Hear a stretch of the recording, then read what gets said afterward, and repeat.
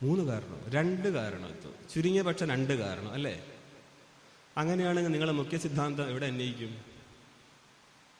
ഏകമേവ അദ്വിതീയം പൊളിയും. അതേപോലെ ഏകജ്ഞാനത്ത് സർവജ്ഞാനം കിട്ടത്തില്ല.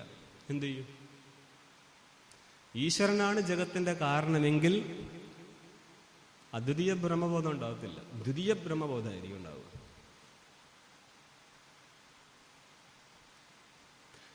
ഇത് മനസ്സിലായി കഴിഞ്ഞാൽ ഇവിടെ 2 രീതിയിൽ കൊണ്ടുപോകാം. ഒന്ന് ഈശ്വരനിൽ നിന്നുള്ള ജഗതുത്പത്തി പറയാം, രണ്ടാമത്തത് ശുദ്ധബ്രഹ്മത്തിൽ നിന്നുള്ള ജഗതുത്പത്തിയും പറയാം. ജനങ്ങൾക്ക് മനസ്സിലാക്കാനുള്ള വൈഷമ്യം കൊണ്ട് മിക്കവാറും നമ്മൾ ഈശ്വരനിൽ നിന്നുള്ള ജഗതുത്പത്തിയെ പറയാറുള്ളൂ, ശുദ്ധബ്രഹ്മത്തിൽ നിന്നുള്ള ജഗതുത്പത്തി പറയാറില്ല. പക്ഷേ വേദാന്ത സിദ്ധാന്തത്തിൽ ശുദ്ധബ്രഹ്മത്തിലുള്ള ജഗതുത്പത്തി ഉണ്ട്. അപ്പം ഈശ്വരനിൽ നിന്ന് ജഗതുത്പന്നമായാൽ ഈ ജഗത്തിന്റെ പരിണാമി കാരണമാരായിരിക്കും? മായ. ആ പരിണാമി കാരണത്തിന്റെ ആശ്രയം ഏതായിരിക്കും? നിത്യശുദ്ധ ബുദ്ധമുക്തൻ. പറഞ്ഞല്ലോ നേരത്തെ, ക്ലാസ്സിൽ തുടക്കം മുതൽക്ക് കേട്ടു വരികയല്ലേ. ആശ്രയവും വിഷയവും ഒറ്റ ഒന്നേ ഉള്ളൂ. അതുകൊണ്ട് നിങ്ങളുടെ മുഖ്യ സിദ്ധാന്തം എന്താ? ജഗത്ത് ബ്രഹ്മത്തിന്റെ വിവർത്തമാണ്, ആണല്ലോ. ആ വിവർത്തം പറയുന്ന ഇടത്ത് തന്നെയാണ് നിങ്ങൾ എന്ത് പറഞ്ഞത്? പരിണാമി കാരണം ഉണ്ടെന്ന് പറഞ്ഞത്. അപ്പോൾ ജഗത്ത് കാര്യമായാൽ പരിണാമി കാര്യവും കാരണവും തമ്മിൽ സമാന സ്വരൂപം ഉണ്ടായിരിക്കണം. വിവർത്തത്തിന് പ്രശ്നമല്ല. അപ്പോൾ കാര്യം ജഡമായതുകൊണ്ട് സമാനമായിരിക്കുന്ന കാരണം ജഡം തന്നെ ആയിരിക്കണം. അതേതാണ്? മായ. അപ്പം മായയുടെ പരിണാമമായിട്ട് ജഗത്ത് വന്നാൽ പരിണാമി കാരണം മായാശ്രയത്തെ എവിടെ ഇരിക്കും? എവിടെ ഇരുന്നോട്ടല്ലേ, നമ്മളെ ബാധിക്കുന്ന പ്രശ്നമേ ഇല്ല.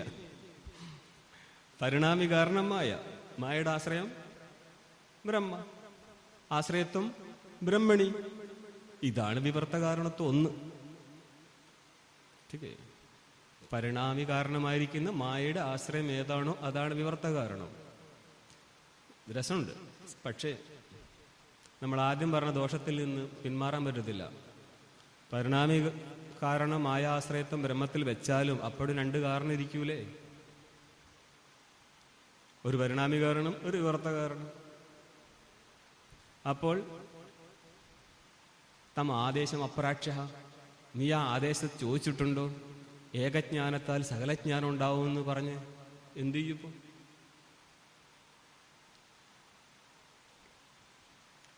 സുഷുപ്തിയെ കുറിച്ച് പറയുന്ന സമയത്ത് അത് പ്രബലമാണ് ഈ മതം.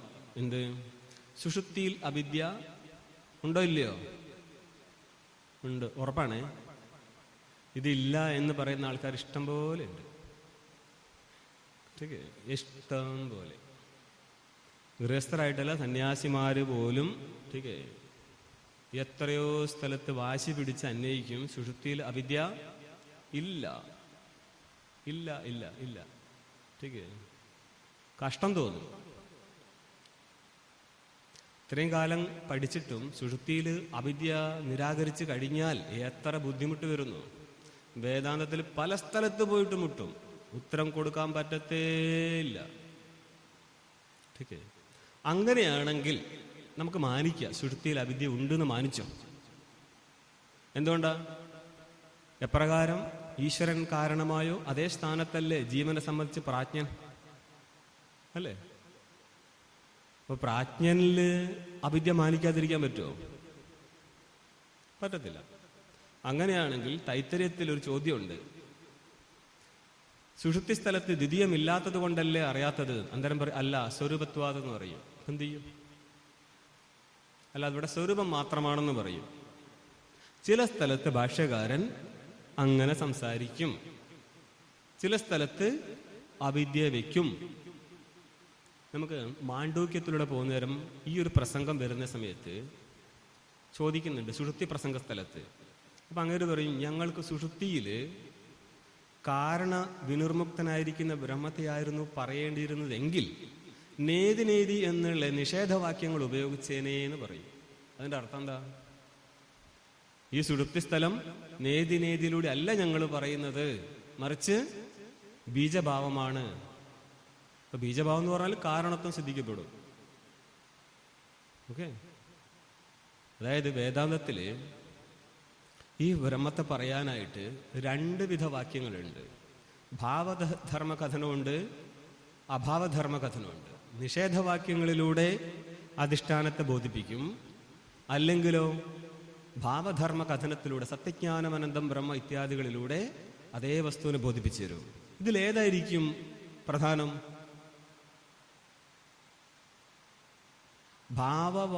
ഭാവധർമ്മ കഥനമാണ് പ്രധാനമെന്ന് വാദമുണ്ടോ? ഒന്ന് ഹാൻഡ്സപ്പ്. ആരുമില്ല. ഇതെന്താണ് എങ്ങനെ ചോദിക്കുന്ന പറഞ്ഞാലേ നമുക്ക് പലപ്പോഴും സംശയം ഉണ്ടാവും. ഞങ്ങൾ പഠിപ്പിക്കുന്ന കൈലാസ് മണ്ഡലേശ്വരോട് ഞങ്ങൾ തന്നെ കയറി കൊളുത്തും. ഇത് എന്ന് പറയുന്നത് ഞങ്ങൾക്ക് ഇത് സ്പഷ്ടാവുന്നില്ല. ठीक है. ഇത് ഹയർ ടെക്സ്റ്റ് വന്നു കഴിഞ്ഞാൽ ഇതിൽ വലിയ പ്രശ്നം പ്രഹേളികയാണ്. ഇവിടെ സിദ്ധാന്തി പറയുന്നത് നിഷേധവാക്യമാണ് പ്രധാനം. എന്തുകൊണ്ടാത്?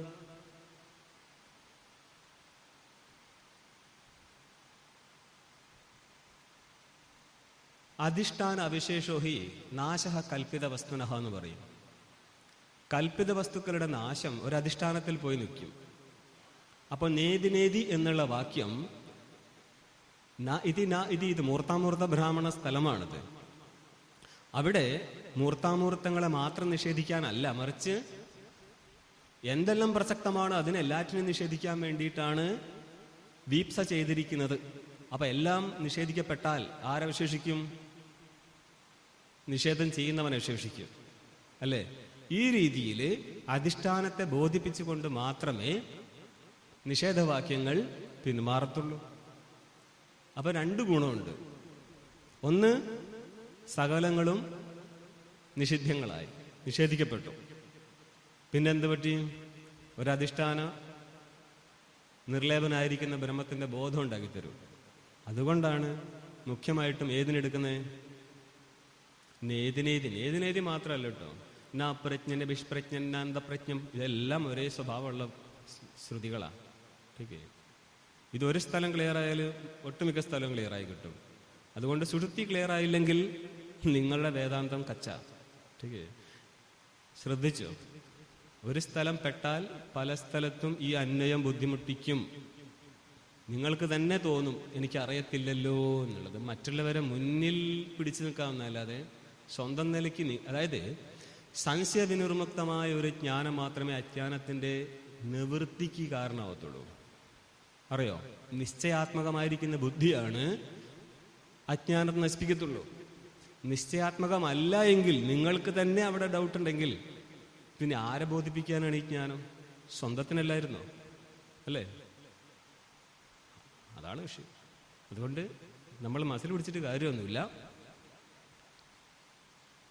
ഇങ്ങനെ പറയേണ്ടി വരുന്നത് ഗതികേട് എന്താന്ന് വെച്ച് കഴിഞ്ഞാൽ, പല സ്ഥലത്തും പോയാൽ നിങ്ങൾക്കല്ല ഞങ്ങൾക്ക് ഇങ്ങനെ ഫേസ് ചെയ്യേണ്ടി വരുന്നത് വലിയ ഇതുണ്ടാവും. പഠിച്ചോളൂ, ഇനി ഇതായിരിക്കണം. ആരോടാ സംസാരിക്കുന്നേ? ठीक है. ഒന്നും വിചാരിക്കരുത്. അനുഭവിക്കുന്നത് കൊണ്ട് പറയാണ് ഈ ഒരു പ്രസ്ഥാനത്തിന്റെ പ്രശ്നം. ठीक है. അവിദ്യയുടെ സ്വരൂപം എന്താന്ന് നോക്കുക. അപ്പോൾ നമ്മൾ എവിടെ എത്തിയപ്പോൾ? ഈശ്വരനിലും അവിദ്യ നിൽക്കുന്നു, ജീവന്റെ സുഷുപ്തി സ്ഥലത്ത് അവിദ്യ നിൽക്കുന്നു. സുഷുപ്തിയിൽ കേവലനാണെന്നും പറയുന്നു, ജഗത് കാരണനും കേവലനാണെന്നും പറയുന്നു. ഇത് രണ്ടും എങ്ങനെ സമന്വയിച്ചെടുക്കും എന്ന് പറഞ്ഞാൽ, അവിദ്യ ഉണ്ടായിട്ട് പോലും അവിടെ കേവലൻ എങ്ങനെ സിദ്ധിക്കാൻ പറ്റും? അതായത് കയറില് സർപ്പം കണ്ടുല്ലേ? ഭ്രമം മാറിയാൽ സർപ്പമില്ല, ഭ്രമത്തിന്റെ മുന്നെയും സർപ്പമില്ല. പക്ഷെ ഭ്രമകാലത്ത് അവിടെ ഒരു സർപ്പമില്ലേ? ഉണ്ടോ? ഇല്ലല്ലോ. എന്നിട്ട് നമ്മൾക്ക് ആ സർപ്പത്തിന്റെ കാരണം കയറെന്ന് പറയേണ്ടി വരികയല്ലേ? ഇതേപോലെ ആ അവിദ്യ എന്നുള്ളത് ഒരു കാലത്തിലും ബ്രഹ്മത്തിലില്ലാത്ത വസ്തുവാണ്. അതായത് കയറിൽ സർപ്പം കാണുന്ന സമയത്ത് ഒരാൾ പറയാണ്, ഞാനാണ് ആ കയറിട്ടത്, അതിൽ സർപ്പമില്ല. അപ്പൊ അവനോട് പറയാൻ പറ്റുമോ, ഒന്ന് പോടോ, താൻ കാണുന്നില്ലേ എന്നുള്ളത്? പക്ഷെ പറയാറില്ലേ? അതുപോലെ തന്നെ ഇപ്പോൾ ഉള്ള സ്ഥിതി. ഈ ജഗത്തും വാസ്തവത്തിലില്ല, പക്ഷേ അജ്ഞാനം കൊണ്ട് കണ്ടു നിൽക്കാന്ന് മാത്രം. അതുകൊണ്ട് ജഗത്തുണ്ട് എന്നുള്ളത് ശരിയാണോ? അല്ല. സർപ്പം ഇല്ല എന്നുള്ളതാണ് ശരിയെങ്കിൽ കയറിന്റെ അജ്ഞാനത്തിന് എത്ര സത്യമുണ്ട്? അതുപോലെ തന്നെയാണ് ഈ ജഗത്തില്ല എങ്കിൽ ജഗത്തിന്റെ കാരണമായിരിക്കുന്ന അജ്ഞാനത്തിനും അത്രേ സത്യമുള്ളൂ. എന്ന് പറഞ്ഞാല് കാണും നേരം കാണാം. ഇവിടെ ഇപ്പോൾ നമ്മൾ പറഞ്ഞു, ഇത് ദൃഷ്ടി സൃഷ്ടി പക്ഷത്തിലല്ല, സൃഷ്ടി ദൃഷ്ടി പക്ഷത്തിലാണ് വരുന്നത്. അതെന്താന്ന് പറഞ്ഞാൽ ആദ്യമേ ഒരു വസ്തു ഉണ്ട്. ഇവിടെ ഈ വസ്തുക്കളുണ്ട്. എൻ്റെ ചക്ഷു ആയിട്ടുള്ള സന്നികർഷം നടക്കുമ്പോൾ എനിക്ക് ഈ വസ്തുക്കളെ കാണാം, അല്ലേ? അപ്പോൾ എൻ്റെ ജ്ഞാനത്തിന് മുന്നേ ഈ വസ്തുക്കൾ നിലനിൽക്കുന്നില്ലേ? ഉണ്ട്. അപ്പോൾ ആദ്യമേ ഉള്ള വസ്തുക്കളെ ചക്ഷു സന്നികർഷത്തിലൂടെ കാണാൻ പറ്റുന്നു പ്രത്യക്ഷീകരിക്കുന്ന സ്ഥലത്ത്. സ്വപ്നത്തിൽ വസ്തുക്കളെ കാണാൻ പറ്റുമോ? സ്വപ്നത്തിൽ ആരെങ്കിലും പറയാണ് നിങ്ങൾ സ്വപ്നമാണ് കാണുന്നത് എന്ന്, അംഗീകരിച്ചു കൊടുത്തിട്ടുണ്ടോ? സ്വപ്നത്തിൽ ആരാ പറഞ്ഞ സ്വപ്ന കാണുന്നത്? ശരിയേ? അപ്പൊ ഇത് സ്വപ്നമാണ് കാണുന്നതെന്ന് ആരാൻ പറഞ്ഞ അംഗീകരിച്ചു കൊടുക്കുമോ? ഇപ്പോൾ നിങ്ങൾ ഇരിക്കുന്നത് സ്വപ്നമാണോ? അത്രയ്ക്കുള്ള സംഭവങ്ങൾ അങ്ങോട്ടും ഇങ്ങോട്ടും എടുത്തു വെക്കാന്ന് മാത്രം. അപ്പോൾ സ്വപ്ന സ്ഥലത്ത് സൃഷ്ടിച്ചതാരാ? സ്വപ്ന കാണുന്ന സ്ഥലത്ത് ഇത്രയും കാണാനുള്ള സ്ഥലമുണ്ടോ? ഇല്ല. ന രഥയോഗ ന പന്ഥാന. എന്നിട്ടും കണ്ടില്ലേ? കാണുന്നതിന് മുന്നേ വസ്തുക്കൾ എവിടെ ഇല്ലായിരുന്നോ? അല്ലേ? അവിടെ ഉണ്ടായിരുന്ന വസ്തുക്കളല്ലേ നമ്മൾ കണ്ടത്? അല്ല, കാണല് മാത്രമാണ് ആ വസ്തു. ഇതിനെ പറയും ദൃഷ്ടി സൃഷ്ടി പക്ഷം എന്ന് പറയും. ദൃഷ്ടിരേവ സൃഷ്ടി അത് ദൃഷ്ടരഭാവാതെന്ന് പറയും. ദൃഷ്ടി തന്നെ സൃഷ്ടി. ദൃഷ്ടിയിൽ നിന്ന്, ദൃഷ്ടി എന്ന് പറയാൻ ജ്ഞാനം, ജ്ഞാനം തന്നെ വസ്തു. ജ്ഞാനത്തിൽ നിന്ന് ഭിന്നമായിട്ട് വസ്തുവിന്റെ സത്തയില്ല.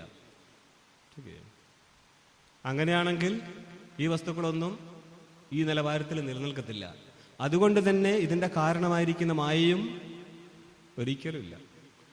ഈ പറയത്തില്ലേ, ബ്രഹ്മത്തെ ബോധിപ്പിച്ചു കഴിഞ്ഞാൽ എങ്ങനെയാ ചിന്തിക്കേണ്ടത്? ഞാൻ ബ്രഹ്മജ്ഞാനി ആവുമ്പോൾ എങ്ങനെ ഉണ്ടായിരിക്കും എന്ന് ചിന്തിക്കുന്നവരോടാണ്.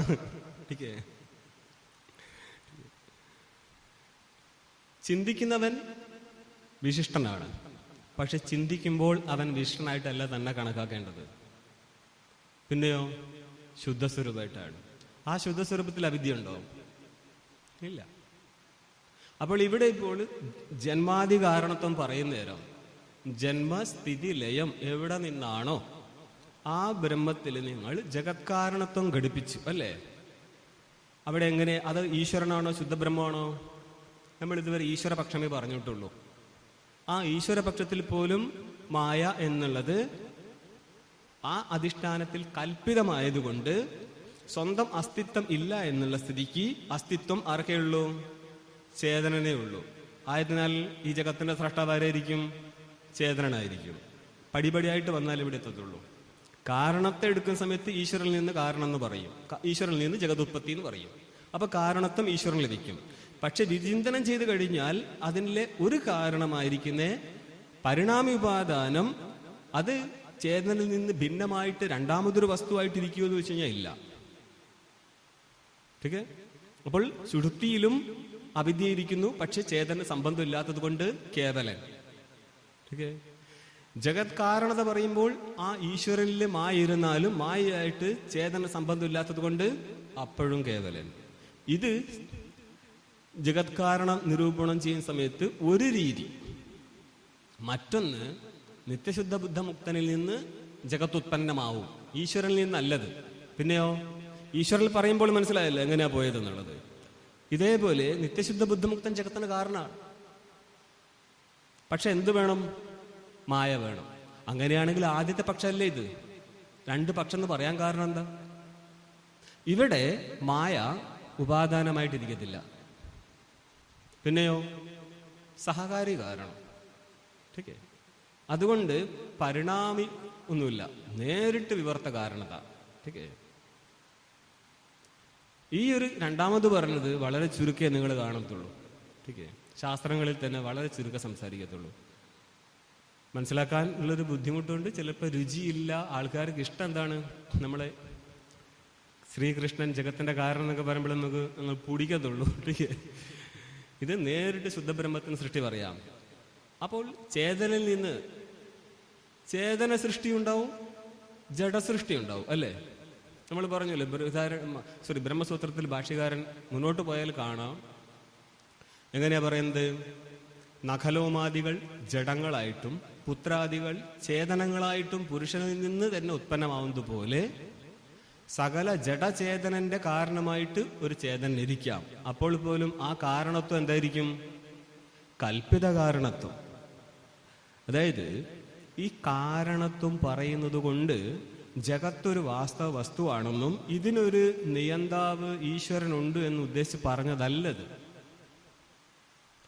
ഒരു പശുവിനെ കാണിക്കാനാണെങ്കിൽ കൊമ്പ് പിടിച്ച് കാണിക്കുക, ഇതാണ് പശു. ഇതേപോലെ ബ്രഹ്മത്തെ കാണിക്കാനും വകുപ്പില്ല. ഓക്കെ, അധ്യാരോപ അപവാദാഭ്യാം നിഷ്പ്രപഞ്ചം പ്രപഞ്ചതേ ശിഷ്യാണാം കല്യാണാർത്ഥം തത്വജ്ഞേ കൽപ്പിത ക്രമഃ.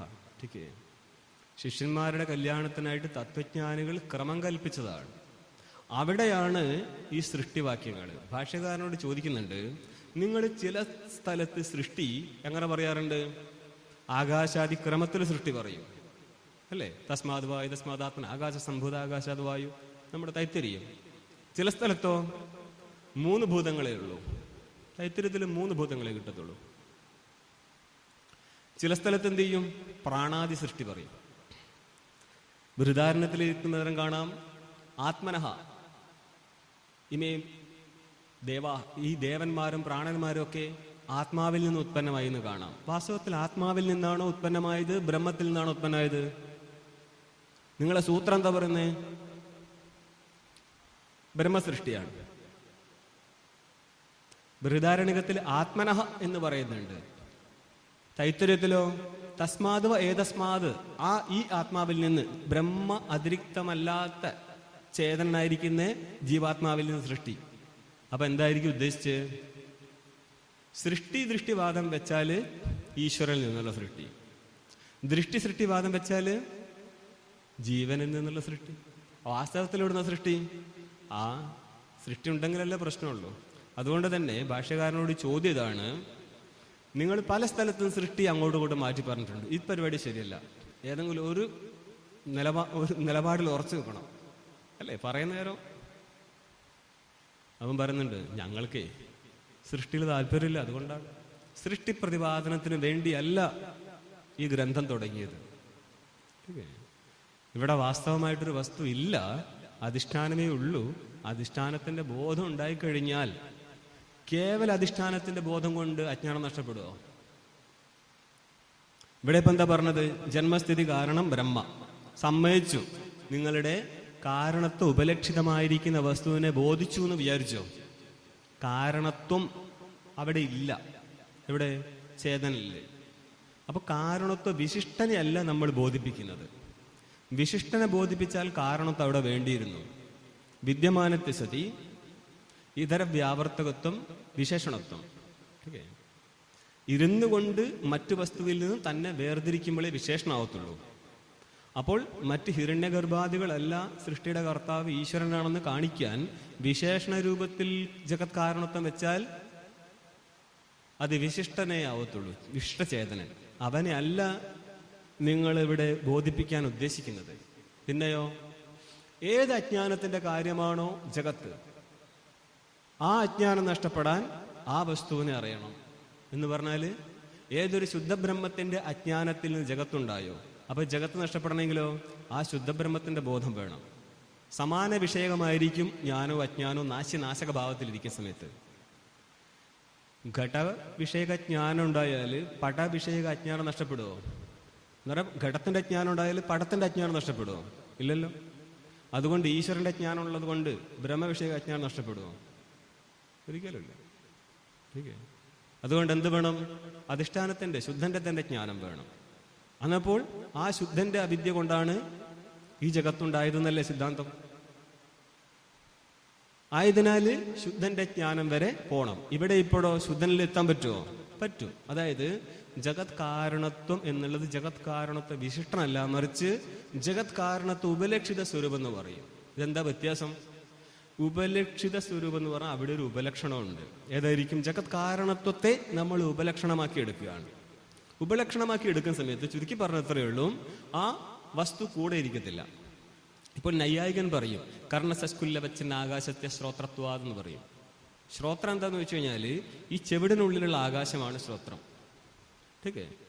അപ്പോൾ ചെവിട് എന്നുള്ള ഇന്ദ്രിയത്തോടു കൂടി ഈ കർണസസ്കുലി കൂടെ പോകത്തില്ല. മനസ്സിലായോ? എന്നാൽ പറയാൻ വേണ്ടിയിട്ട് മറ്റ് ഇന്ദ്രിയങ്ങളിൽ നിന്ന് വേർതിരിച്ച് കാണിക്കാൻ നമുക്ക് കർണസസ്കുലി ശബ്ദപ്രയോഗം നടത്തണ്ടേ? വേണം. എന്നാൽ ചെവിട് അതാണോ എന്ന് വെച്ചാൽ അതല്ല. ഓക്കെ. ഇതേപോലെ ജഗത് കാരണത്വം നമ്മൾ പറയും. എന്തിനു വേണ്ടിയാ? തതുപലക്ഷണമായിരിക്കുന്ന ചേതന മനസ്സിലാക്കാൻ വേണ്ടിയാ. അങ്ങനെ ഇവിടെ ഇപ്പോൾ ഈ സൂത്രത്തിൽ വന്നു കഴിഞ്ഞാൽ ജഗത് കാരണത്വം മറ്റ് പല മതത്തിലും നിലനിൽക്കുന്നുണ്ട്. സാഖ്യന്മാരെന്താ പറയുന്നത്? ജഗത്തിന്റെ കാരണം എന്താ? പ്രധാനം ജഗത്തിന്റെ കാരണം അല്ലേ? സാഖ്യ സിദ്ധാന്തത്തിൽ ഈശ്വരനുണ്ടാവും. ശേശ്വര സാഖ്യം എന്നൊരു അഭിപ്രായം ബ്രഹ്മസൂത്രത്തിൽ കുറെ കഴിഞ്ഞാൽ വരുന്നുണ്ട്. ഓക്കെ. അങ്ങനെയുണ്ട്. ഒരു ഏകദേശ പക്ഷം അവിടെ കിടക്കുന്നുണ്ട്. പക്ഷെ നമ്മൾ മിക്കവാറും ശേശ്വര സാഖ്യം എന്ന് പറഞ്ഞിട്ട് ആരെയാ കൊണ്ടുവരാറ്? യോഗസൂത്രത്തെ കൊണ്ടുവരിക. ആ യോഗസൂത്രത്തിൽ ഈശ്വരൻ ജഗത്തിന്റെ കർത്താവാണോ? യോഗസൂത്രത്തിൽ ഈശ്വരൻ എന്ന് പറഞ്ഞാൽ യോഗസൂത്രത്തിലൂടെ പറയപ്പെടുന്ന ഈശ്വരൻ ജഗത്തിന്റെ കർത്താവാണോ? അല്ല. പിന്നെ എന്തിനാ അവിടെ ഈശ്വരനെ മാനിച്ച്? മാനിക്കണ്ടായിരുന്നു അല്ലേ? മാനിച്ചത് കൊണ്ടല്ലേ ബുദ്ധിമുട്ട്.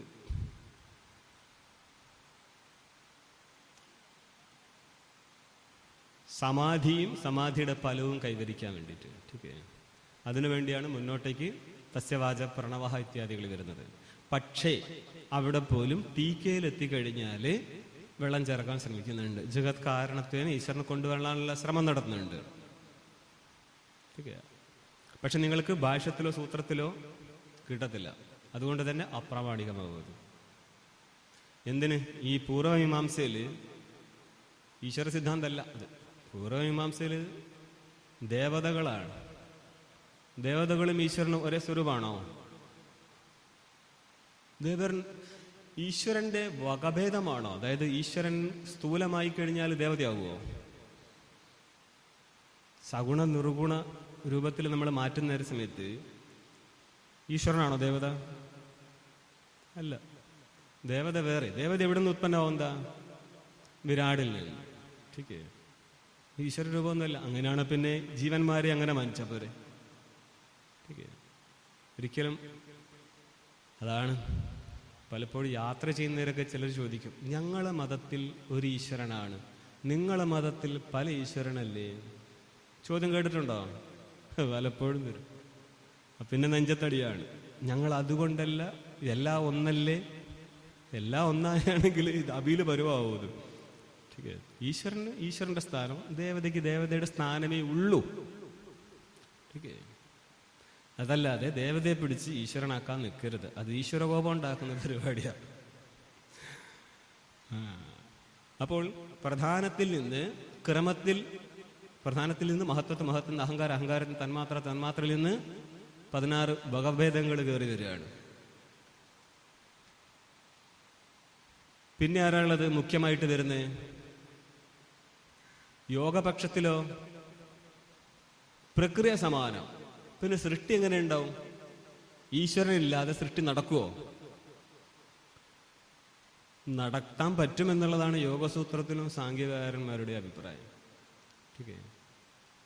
എപ്രകാരം ഒരു വയലിൽ വെള്ളം കെട്ടി നിർത്തിയിട്ടേ അതിന്റെ വരമ്പൊന്ന് പൊട്ടിച്ചു കൊടുത്താൽ മതി, കേദാരാന്തരം ജലം ഗമിക്കും. ഇതേപോലെ ധർമ്മത്തെ അധർമ്മം കൊണ്ടും അധർമ്മത്തെ ധർമ്മം കൊണ്ടും എന്ന് പറഞ്ഞാൽ പരസ്പരം നാശം നേരിട്ട് കഴിഞ്ഞാൽ സൃഷ്ടി നടന്നുകൊണ്ടിരിക്കും. അതായത് സമപരിണാമം വിഷമപരിണാമം എന്ന് പറഞ്ഞിട്ട് 2 രീതിയിൽ ഗുണങ്ങൾ പരിണമിക്കും. സമപരിണാമം നടക്കുന്ന നേരം പ്രളയം. വിശ്വഭരണം നടക്കുന്നേരം സൃഷ്ടി. സമയമാവുന്ന സമയത്ത് പ്രവർത്തിച്ചോളും. യഥാക്ഷത്രികവത്. നൈയായികന്മാർ പറയുന്നത് പരമാണുക്കളാണ് ജഗത്തിന്റെ ഉപാദാന കാരണം. പക്ഷെ ഈശ്വരനുണ്ട് അവിടെ. ഈശ്വരനെ സിദ്ധിക്കാൻ വേണ്ടിയിട്ട് നിങ്ങളുടെ ഈ വേദാന്തം ഒന്നും കൊണ്ടുവരത്തില്ല. ബുദ്ധിമാന്മാരാണ്. അതുകൊണ്ട് എന്ത് ചെയ്യും? അനുമാനം നടത്തും. ക്ഷിത്യങ്കുരാധികം കർത്തൃജന്യം കാര്യത്വാത് ഘടവത്. ഘടത്തിനൊരു കാരണമില്ല ഇവിടെ കുലാലൻ. ഇതേപോലെ ക്ഷിത്തി, പൃഥ്വി, അങ്കുരം. നമ്മളെ ഒരു വൃക്ഷത്തിന്റെ ബീജം അത് വെള്ളത്തിലിട്ട് വെക്കാം, എടുത്ത് പുറത്തേക്ക് വെക്കാം. പക്ഷെ അതിന് അങ്കുരം മുള വെട്ടുന്ന എങ്ങനെയാ? നിങ്ങളാണ് മുള വെട്ടിപ്പിച്ചതിൻ്റെ? അല്ലല്ലോ. അതിന് കാരണം ആരാ? അതിനൊരു കാരണമുണ്ട്.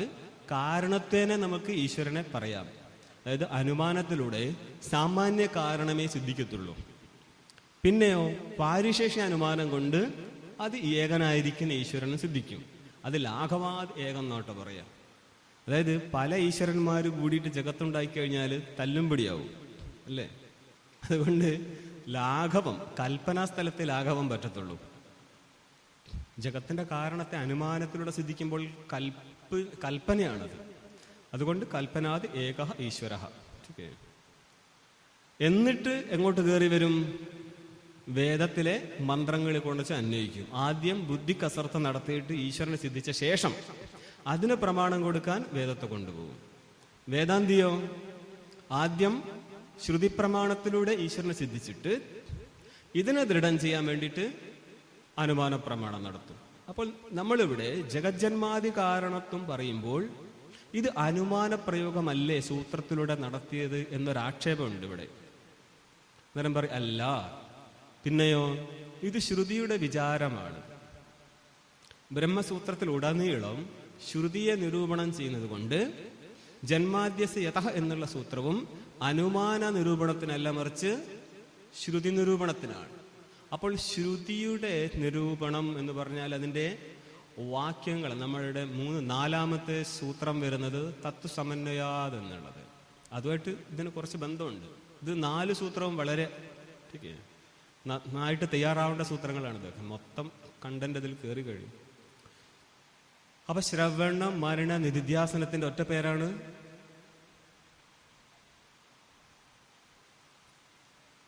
വിചാരം അല്ലേ? നമ്മൾ ഓർക്കാറൊന്നുമില്ലെന്ന്. ആർക്ക് വിചാരം? ശ്രവണം, മരണം, നിധിധ്യാസനം. അപ്പൊ ശ്രവണം എന്താ? ശ്രവണത്തിനർത്ഥം കേൾവി എന്നല്ല, കേൾക്കുക എന്ന അർത്ഥത്തിലല്ല, മറിച്ച് സകല വേദാന്ത വാക്യങ്ങളുടെയും അർത്ഥനിർണയം നടത്തുക എന്നുള്ളതാണ്. അപ്പൊ സകല വേദാന്ത വാക്യത്തിന്റെ അർത്ഥം ഏതായിരിക്കും? ഏകമായിരിക്കുന്ന പരമാത്മാ. അവിടെയും ഐക്യബോധത്തിന് വേണ്ടിയിട്ട് അല്ലേ? അപ്പോൾ ഇവിടെ അനുമാനപ്രയോഗം നടത്തിയതല്ല, മറിച്ച് ശ്രുതിയുടെ നിരൂപണത്തിന് വേണ്ടിയിട്ടുള്ളതാണ്. അപ്പോൾ ഇവിടത്തെ ഏതാണ് ശ്രുതി? യതോ വ ഇമാനി ഭൂതാനി ജായന്തേ. ടീക്കേ? അങ്ങനെയാണെങ്കിൽ നിങ്ങൾ അനുമാനത്തെ തീരെ ഗ്രഹിക്കത്തില്ലേ? അതായത് മനനാദികൾക്ക് സാപേക്ഷത ഇല്ലേ? ചോദിച്ചാൽ ഉണ്ട്. മനനാദി സാപേക്ഷമായിട്ടാണ് ബോധം ഉണ്ടാവത്തുള്ളൂ. അതായത് വേദത്തിന്റെ പൂർവമീമാംസയിലൂടെ എന്തു പറഞ്ഞു? കർമ്മകാണ്ഡത്തെ പറഞ്ഞു അല്ലെ? അതിനെ നമുക്ക് ധർമ്മം എന്ന് പറയാം. ധർമ്മത്തിന് നിരൂപണം നടത്തുന്ന സ്ഥലത്ത് മനനാദികളുടെ ആവശ്യം വരുന്നില്ല. മനന നിധിധ്യാസനത്തിന്റെ ആവശ്യം അവിടെ ഇല്ല. അവിടെ എപ്രകാരം പറയപ്പെട്ട വസ്തു അതിനനുസരിച്ച് ചെയ്താൽ ഫലം കിട്ടും. നമുക്കൊന്നും പ്രത്യേകിച്ച് ചെയ്യേണ്ട ആവശ്യമില്ല. കർമ്മകാണ്ഡത്തെക്കുറിച്ച് ശ്രുതിലിംഗവാക്യ പ്രകരണ സ്ഥാന സമാഖ്യാനം കേട്ടിട്ടുണ്ടല്ലേ? അതേപോലെ തന്നെ ഉപക്രമ ഉപസംഹാരികാദികളധികം ലിംഗങ്ങളിലൂടെ നമുക്ക് അർത്ഥനിർണയം നടന്നാൽ ചെയ്യാം. പക്ഷേ വസ്തുവിനെ ബോധിപ്പിക്കുന്ന സ്ഥലത്ത് വസ്തുജ്ഞാനമാണ് ഉദ്ദേശമെങ്കിൽ അവിടെ കേവലം ഉപക്രമ ഉപസംഹാരാദി ലിംഗങ്ങളിലൂടെ നിശ്ചയം നടത്തിയാൽ അപരോക്ഷതയിലേക്ക് എത്താൻ പറ്റത്തില്ല. ഭാഷ്യത്തിലൊരു പങ്ക്തിയുണ്ട്, അനുഭവ അവസാനത്വാത് ഭൂതവസ്തു വിഷയത്വാച്ച ബ്രഹ്മജ്ഞാനസ്യ. ആദ്യത്തെ പദം എന്താ? അനുഭവ അവസാനത്വാത്. അവസാനം എന്താ പറഞ്ഞത്? ആവൃത്തി രസകൃത ഉപദേശ, നിരന്തരമായിരിക്കുന്നേ. നിങ്ങൾക്ക് ബൃഹദാരണ്യത്തിൽ കാണാം, പാണ്ഡിത്യ നിർവിദ്യ ബാലേന തിഷ്ടാസിത് ബാല്യഞ്ച പാണ്ഡിത്യ മുനി മൗനഞ്ച അമൗനഞ്ച നിർവിദ്യ ബ്രാഹ്മണ കൃതകൃത്യ ഭവതി. ഇത്രയും വഴി നിരന്തരമായിട്ട് അനുസന്ധാനം ചെയ്യുമ്പോൾ ഇവിടെ ഒരു ജഗത്തുണ്ടെന്നും ഇതിന് കാരണക്കാരൻ ഒരാളുണ്ടെന്നും എന്നെ എങ്ങനെ സൃഷ്ടിച്ചു വിട്ടല്ലോ എന്നല്ല, എന്നിൽ കൽപ്പിതമായിരിക്കുന്ന ഈ ജഗത്തിന് ഞാനുമായിട്ട് ഒരു ഉത്തരവാദിത്വം ഇല്ലെന്നും ആ ജഗത്തിന്റെ കാരണമായിരിക്കുന്ന പരമാത്മ ഞാൻ തന്നെയാണെന്നും തിരിച്ചറിഞ്ഞാൽ ഈ ജഗത്ത് തീർന്നു കിട്ടുന്നതാണ്. ടീക്കേ, ഇതിനു വേണ്ടി മാത്രമാണ് ഉപനിഷത്തിന്റെ പരിശ്രമം. അതുകൊണ്ട് ഇവിടെ മനനാദികളെ അപേക്ഷിക്കുന്നുണ്ട്. അങ്ങനെ അനുമാനത്തിന്റെ അപേക്ഷയുണ്ടെങ്കിൽ ഒരു ബുദ്ധിമുട്ടുണ്ട്. ഇപ്പോൾ ദൂരത്ത് ധൂമത്തെ കണ്ടിട്ട്, പുകയെ കണ്ടിട്ട് വന്യയുടെ അനുമാനം നടത്താൻ പറ്റൂലേ? പറ്റും. പക്ഷേ ആർക്കേ പറ്റത്തുള്ളൂ? ധൂമത്തെ കാണുകയും വേണം, ധൂമത്തിലെ വന്യയുടെ വ്യാപ്തി ഗ്രഹിച്ചിരിക്കുകയും വേണം.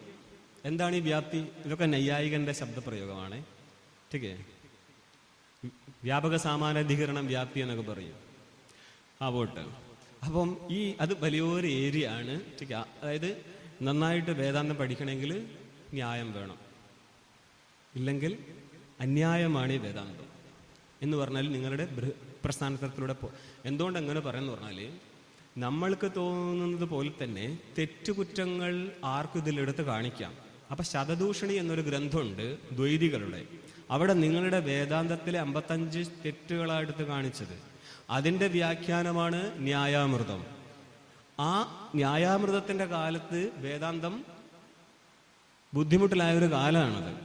അതിനെ തിരിച്ചിട്ടാണ് മധുസൂദന സരസ്വതികള് അദ്വൈത സിദ്ധി കൊണ്ടുവരുന്നത്.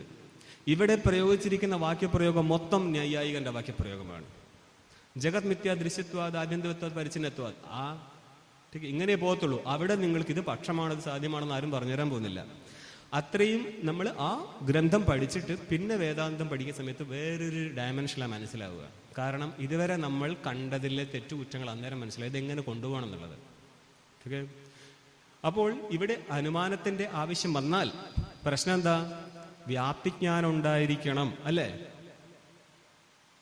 പൂർവപക്ഷി ഇവിടെ തെറ്റ് കാണിക്കുന്നത് അനുമാനം പ്രയോഗിക്കാമെങ്കിൽ ഇത് മറ്റെവിടത്തോ അനുഭവിച്ച വസ്തു ആയിരിക്കണം. അന്യപ്രമാണത്തിന് വേദ്യമാവുമ്പോഴാണ് പിന്നീട് നമുക്ക് അനുമാനം പ്രയോഗം നടത്താൻ പറ്റുന്നത്. അതിനെ സിദ്ധാന്തി ഖണ്ഡനം നടത്തുന്നത് അനുമാന സ്ഥലത്ത് വ്യാപ്തിജ്ഞാനം വേണം. വ്യാപ്തിജ്ഞാനമാണ് അതിന്റെ കാരണം. ധൂമത്തിലെ വന്യനിരുപത വ്യാപ്തി എന്ന് പറയുന്നത് അർത്ഥം തദധികരണ വൃത്തിത്വം. തദധികരണ അവൃത്തിത്വമാണോ? തദഭാവത അവൃത്തിത്വം എന്ന് പറഞ്ഞാല് ധൂമില്ലാത്ത സ്ഥലത്ത് വന്യയിരിക്കോ? വന്യക്കിരിക്കാം. വന്യയില്ലാത്ത സ്ഥലത്ത് ധൂമത്തിനിരിക്കാൻ പറ്റുമോ? ഇരിക്കാൻ പറ്റത്തില്ല. ഓക്കെ. അതുകൊണ്ട് വന്യനിരൂപിത വ്യാപ്തി ധൂമത്തിൽ നിശ്ചയം നടന്നിട്ടുണ്ടെങ്കിൽ മാത്രമേ ഒരു കാലത്ത് ധൂമത്തെ കണ്ടാൽ നിങ്ങൾക്ക് വന്യയെ അനുമാനം ചെയ്യാൻ പറ്റത്തുള്ളൂ. പക്ഷേ അവിടെ നിങ്ങൾക്ക് പലവട്ടം ധൂമവും വന്യയും തമ്മിലുള്ള സാമാനാധികരണം കണ്ടിട്ട് നിശ്ചയിക്കണം വന്യനിരൂപിത വ്യാപ്തി ധൂമത്തിലുണ്ട് എന്നത്, അല്ലേ? വ്യാപ്തി എന്നുള്ളൊരു പരസ്പര സംബന്ധമാണത്. വ്യാപ്യവും വ്യാപകവും തമ്മിലുള്ള സംബന്ധമാണ് ഈ വ്യാപ്തി. അങ്ങനെയാണെങ്കിൽ ജഗത്തിന്റെ കാരണത്വം വ്യാപ്തിയിലൂടെ ബ്രഹ്മത്തിൽ നിരൂപണം നടത്തണമെങ്കിൽ നിങ്ങൾക്ക് ബ്രഹ്മത്തെ ആദ്യമേ പ്രത്യക്ഷീകരിക്കാൻ പറ്റണം. അതുകൊണ്ട് വന്യെ പ്രത്യക്ഷീകരിക്കാതെ, ധൂമത്തെ പ്രത്യക്ഷീകരിക്കാതെ ധൂമവും വന്യയും തമ്മിലുള്ള വ്യാപ്തി പ്രത്യക്ഷീകരിക്കാൻ പറ്റൂല. അങ്ങനെയാണെങ്കിൽ ഈ ജഗത് നിരൂപിത കാരണത്വം വ്യാപ്തി രൂപത്തിൽ നിങ്ങൾ എടുത്തിട്ട് ബ്രഹ്മത്തെ സിദ്ധിക്കാൻ പോയാൽ അതിന്റെ രണ്ടെൻഡ്, വ്യാപകൻറ്റും വ്യാപ്യൻറ്റും, ഇത് രണ്ടും നിങ്ങൾക്ക് പ്രത്യക്ഷമായിരിക്കണം. ഇവിടെ ഇപ്പോൾ കേവല ബ്രഹ്മസ്വരൂപം ഇങ്ങനെ പ്രത്യക്ഷമാവാത്തത് കൊണ്ട് അനുമാനത്തിന്റെ വിഷയമാവത്തില്ല. അതുകൊണ്ട് കേവലം ശബ്ദൈകഗമ്യമായിരിക്കും വസ്തു. പക്ഷെ ശബ്ദഗമ്യമാണോ അത്? വാക്കിനും മനസ്സിനൊന്നും മനസ്സുകൊണ്ട് അറിയാൻ പറ്റാത്തതും വാക്കുകൊണ്ട് പറയാൻ പറ്റാത്തതല്ലേ ബ്രഹ്മം, അല്ലേ? സമയമില്ല നമുക്ക്. ഇങ്ങനത്തെ കുറേ ഘട്ടങ്ങളുണ്ട് നിരൂപണം നടത്താൻ. Okay.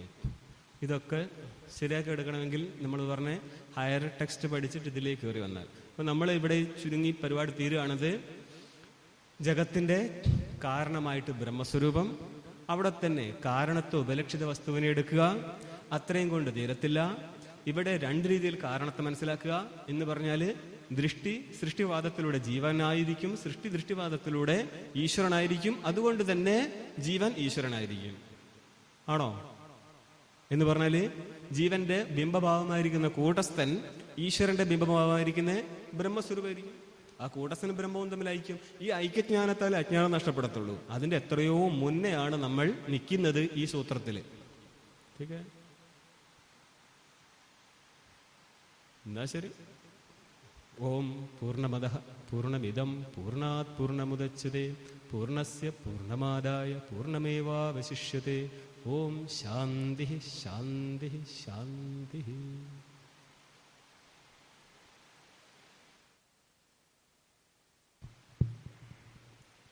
Thank you Chinmayanandapuri Swamiji. ഇപ്പോൾ അദ്ദേഹം ഡീൽ ചെയ്തത് ബ്രഹ്മസൂത്രമാണ്. ബ്രഹ്മസൂത്രത്തിൻ്റെ ഭാഷ്യവും ടീക്കയൊക്കെ പഠിപ്പിക്കുന്ന ആളാണ്. അപ്പോൾ അതുകൊണ്ട് ചിലപ്പോൾ നിങ്ങളുടെ ബൗദ്ധിക തലത്തിൻ്റെ കുറച്ച് മേളിക്കൂടി അത് പോയി കാണും. ആവർത്തിച്ച് യൂട്യൂബിലെല്ലാം അതുണ്ടാവും. ആവർത്തിച്ച് കേൾക്കുകയും കുറച്ച് ഭാഷ്യം പഠിക്കുകയും ഒക്കെ ചെയ്ത് വരുമ്പോൾ അദ്ദേഹം പറഞ്ഞ കാര്യങ്ങൾ കൂടുതൽ നിങ്ങൾക്ക് വ്യക്തമാകും. കാരണം അദ്ദേഹം കുറച്ചുകൂടെ ഒരു എന്താണ്